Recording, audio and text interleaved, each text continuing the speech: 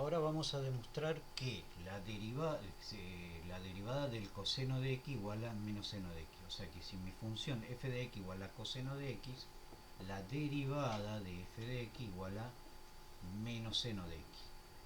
Vamos a demostrar. Esto es lo que, si observamos la tabla de derivación, la tabla de derivación me da como una fórmula que esto es válido. Ahora, ¿por qué es válido? Bueno, lo vamos a tomar porque sí. No, primero vamos a demostrar, y una vez que demostramos, tenemos demostrado y practicamos y tenemos destreza en la demostración, porque esta demostración hay que aprenderse, ¿sí? Ya podemos considerar como válido de que la derivada del coseno es menos seno. Aplicamos nuevamente la definición de derivada, ¿sí? Porque esto es en definitiva la definición de derivada, ¿sí? El concepto, la raíz de la fórmula madre, vamos a decir, que es la definición en definitiva, no es una fórmula, si bien es una expresión, una fórmula, pero es la definición de derivada. Entonces partimos de la definición. Esto habíamos demostrado, por supuesto, que esta expresión ya lo tenemos demostrado, ¿sí? Entonces vamos a aplicar límite al cociente incremental para h tendiendo a 0, donde f de x es coseno de x. Entonces el incremento va a ser coseno de x más h, menos la función original, que es coseno de x, dividido h. Bien, acá aplicamos la suma el coseno de la suma de dos ángulos. Entonces me va a quedar coseno de x por coseno de h menos seno de x por seno de h. Si vamos a la demostración rigurosa, esto también habría que demostrar. Pero como esto se demostró en álgebra, vamos a tomar directamente ese concepto. Porque ustedes ven lo que habíamos hablado en clase, que una demostración lleva a otra demostración. Si nosotros queremos demostrar absolutamente todo, vamos a entrar también en un círculo vicioso de querer demostrar absolutamente todo.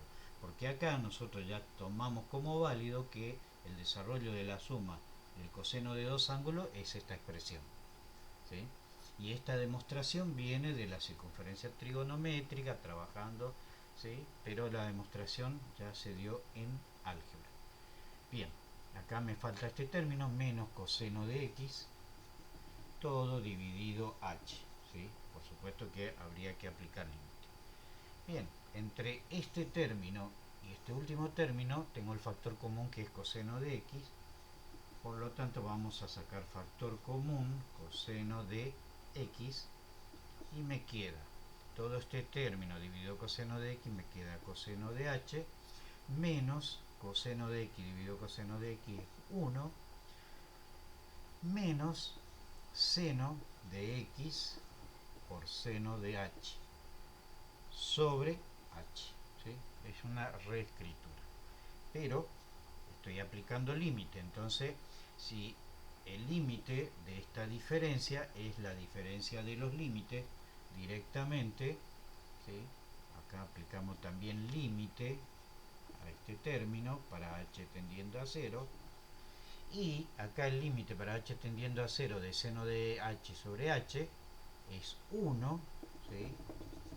Esto nuevamente es 1, que ahora vamos a demostrar después, ¿sí? Entonces tenemos que la expresión se reduce en límite de, para h tendiendo a 0, de toda esta expresión, coseno de h.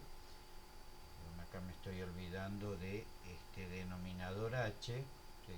Este término, coseno de x sobre h por coseno de h menos 1, menos este seno de h sobre h, aplicando el límite me queda 1, y 1 por seno de x simplemente me queda menos, ¿sí? Menos seno de x.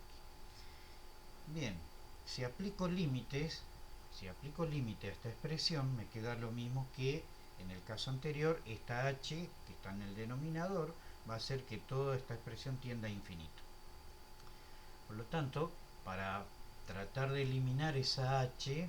Que me quede asociando con otro término a una expresión que se pueda reducir de alguna manera, vamos a multiplicar aplicando la ley uniforme, ¿sí? Aplico a este término, en este término voy a multiplicar por el conjugado de este paréntesis. Entonces me va a quedar que esta expresión coseno de x sobre h por coseno de h menos 1, aplico la ley uniforme, multiplico por el conjugado, o sea, coseno de h más 1, y divido a su vez por coseno de h más 1 para que la expresión no se altere, ¿sí? Menos seno de x, ¿sí? Al multiplicar y dividir por la misma expresión, estoy aplicando la ley uniforme, la expresión no se altera. Acá en este producto tengo el producto de dos conjugados que viene a ser una diferencia de cuadrado. Me queda el límite de h tendiendo a 0 de coseno de x sobre, voy a hacer una ordenación, voy a dividir acá, aunque la expresión es equivalente, pero para que me quede más ordenado, ¿sí? Y acá esta diferencia de cuadrado, que me queda una diferencia de cuadrado, o sea, coseno cuadrado de h menos 1 al cuadrado, que es 1, sobre h, ¿sí? O sea que hizo una ordenación del denominador. En este término sigue menos seno de x. Bueno, acá coseno cuadrado de h menos 1 no es otra cosa que, de vuelta tenemos nuevamente el seno cuadrado de h más coseno cuadrado de h igual a 1. Entonces, si hacemos el despeje, me queda que coseno cuadrado de h menos 1 es igual a menos seno cuadrado de h. O sea que todo esto yo puedo reemplazar por menos seno cuadrado de h. Me va a quedar la expresión, límite para h tendiendo a 0, del coseno de x sobre coseno de h más 1. Y esto que es menos seno cuadrado de h sobre h. Bueno, como esto es un factor, este menos lo pasamos acá al principio de la expresión, y este seno cuadrado de h no es otra cosa que 2 veces seno de h. Entonces el seno cuadrado de h lo reemplazamos por seno de h por seno de h. Entonces me queda directamente seno de h por seno de h. Y el último término, menos seno de x, que sigue igual. Bueno, si en este momento aplicamos límite para h tendiendo a 0, ¿sí? Este seno de h sobre h, o este seno de h sobre h, es 1. ¿Sí? Entonces me queda esta expresión, me queda toda esta expresión 1, ¿sí? Y reemplazando acá h por 0, me queda coseno, cuando h tiende a 0, el coseno va a tender a 1. Esta parte me queda 1 más 1, me queda 2, ¿sí?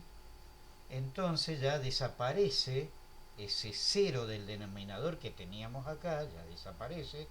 Me va a quedar menos coseno de x sobre 2.